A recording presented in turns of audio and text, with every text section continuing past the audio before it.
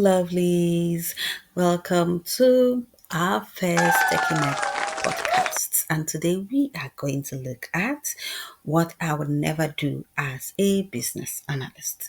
Just a kind reminder that you are not a note taker. You are supposed to do the right thing, keep to standards, try to elicit your requirement, validate your requirement, follow up on all those, action items. Yeah.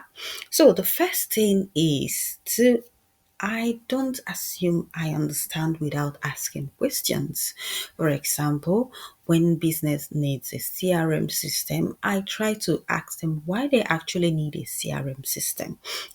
I try to elicit the requirements with them, try to break it down to the barest minimum, get an understanding, brainstorm with them, and go through that discovery change management process so that we are sure that we actually need a CRM system and what type of CRM system we need. Okay?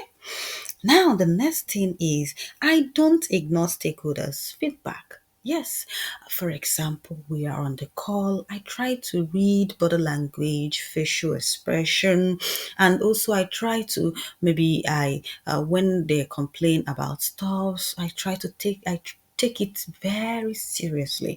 And at the same time, remember your stakeholders could be business, your stakeholders could be from your development team, your stakeholders also for me, I see even my team members as stakeholders. Okay, so I take their feedback seriously and I follow up as soon as possible, whether it is a blocker, whether it is an issue, whether it's something that has to do with maybe testing and all whatnot. Okay, another thing is I don't write requirements in isolation. When it comes to requirement gathering, you do your interviews, you do your questionnaires, you have your workshops, and you collect your requirement on the spot. Try to record or write it down on the spot.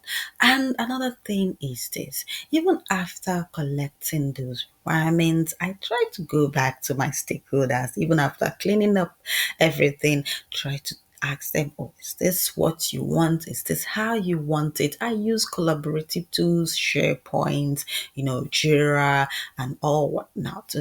It's okay to collaborate with stakeholders to make sure that I'm not working alone because they are, always remind yourself that stakeholders are the ones that bring the requirement to you. They are the ones that have the pain point. So you are not the one to initiate those or, put things down on your own and assume that, oh, this is what they want or what they need. No, please, you want to avoid those conflicts within your project. Another thing is overpromise on timelines or solutions. There is a standard, there is a process in project management or in business analysis or even in Scrum. When it comes to timelines, you have your scope and your development team, they give you a timeline or the effort or what it will take them to do this. Okay. And another thing is also you have a scope. And there is always there's always this possibility of having scope creep. Yes, we can't overlook that. So whenever those come, please don't say yes.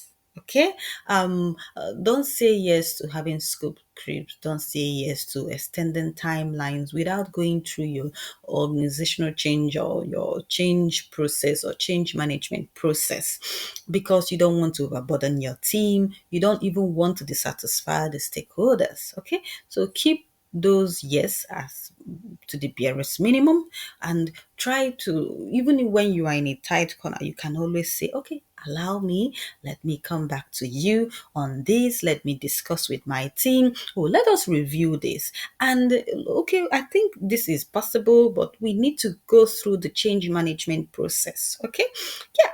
So another thing I will never do is to use too much jargons. Oh my goodness. You don't want to bore people. You don't want to make your stakeholders sign off on what they don't know. Even some stakeholders are so strong-willed that they will never sign off on stuff that they don't know. So remember that some of your stakeholders are not so technical for you to use technical languages on in meetings, or even when you are sending communications to them. Try to reduce it, or try to come down to the barest minimum of their understanding when it comes to passing all those messages along, so that that you have everyone on the same page. Okay, then I would never skip validation or sign-ups. Oh, I'm like huge on this, because at times I know that some of those documents, no, they are not really like, let's say, oh, we have to hold on to it, we can't go forward without this document or that document. But be it as it may, try to not to skip your validations. When it comes to after your elicitation, after your validation, and you're about to, begin your development, you must sign off on the requirements document. That means you've gotten approval from your stakeholder to move on from here. Okay. Another thing is also maybe your UAT sign up, because you don't want something to come back and bite you. Oh, because when you get to that stage of going live, or even when you are live, and your stakeholder, your business comes back to say, this is not what we want, what we requested for. No, we never requested for this or that.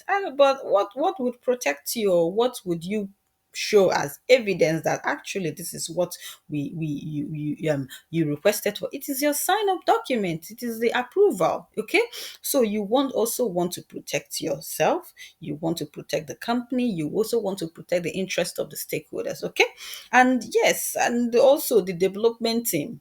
Okay, so another thing is be passive in meetings. I would never be passive in meetings. Like, what I usually do in most cases, either I take notes, I record, and when you're on call, so many things are like happening at the same time. You are also reading body language, you are trying to get feedbacks, you're having discussions. So you need your focus, you need to be focused, you need your 100% attention, you don't need to be distracted.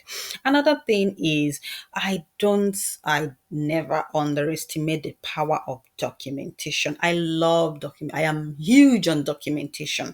So be it your requirements document, be it your communication plan, be it your org chart, all those, they are very important, because you make references to it at each point, and there are some of them are living document that you have to update. Be it your tracking sheet, where you track activities, be it your collaborative tools, your DevOps, whereby after testing you clean up to continue. So please don't ever underestimate the power of documentation. Those are important, because they help when it comes to transitioning the project to operations, even onboarding people, new team members on the team. So what would they refer to? Even when you leave the establishment or the company, what would people refer back to? Then another thing is taking sides in political battles. We all know that there are political battles in projects, in companies, and stuff like that. You are not supposed to take sides. I don't take sides. I try to be as like open as possible. I try to be as transparent as possible, to have those difficult conversations. Okay, because for me the main thing is the project. Okay, that is why you were employed, to come make sure that this project, the requirement is collected, is validated, and is implemented. So you getting distracted with politics is a no. Then the last thing, but not the least though, is to stop learning as a business analyst. And yes, you can never stop learning as a project specialist, be it a scrum master, be it a project manager, be it a business analyst. Learning and development is one huge part of you, which you must not neglect. And remember, if this is of use to you, kindly comment, share, subscribe, and see you next time on our next post. Thank you. Bye.